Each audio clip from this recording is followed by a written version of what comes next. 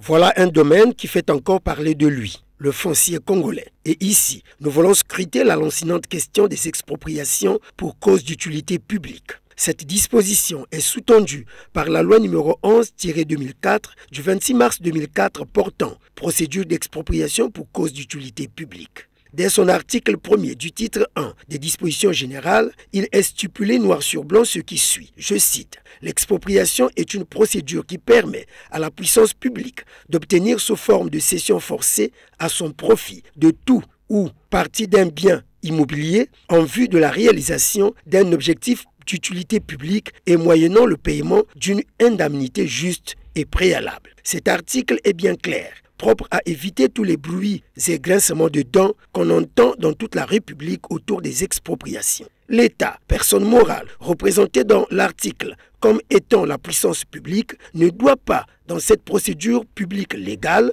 écraser, dominer, déguerpir ou ignorer les propriétaires légaux d'un bien immobilier, mais plutôt doit payer une indemnité, s'il vous plaît, juste et préalable.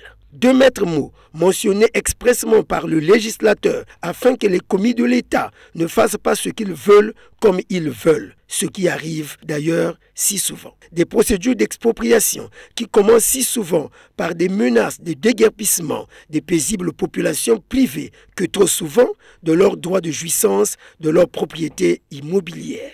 C'est au prix parfois des procès au tribunal que l'État, reconnu coupable, cède en reconnaissant le paiement de l'indemnité par décret ou par arrêté, reporté même dans le journal officiel, mais resté impayé après plusieurs années au mépris de cette loi qui parle bien de juste, donc évalué conformément aux normes en la matière, et de préalable, c'est-à-dire qui doit être fait avant donc avant l'occupation par l'État d'un immobilier. Or que depuis là, l'État a rarement agi conformément à cette norme, le juste et préalable indemnité. Tout se passe très souvent par gangstérisme, au point que des familles entières vivent même sous la menace d'une expropriation, alors que l'expropriation en elle-même n'est pas une menace en soi, mais un droit.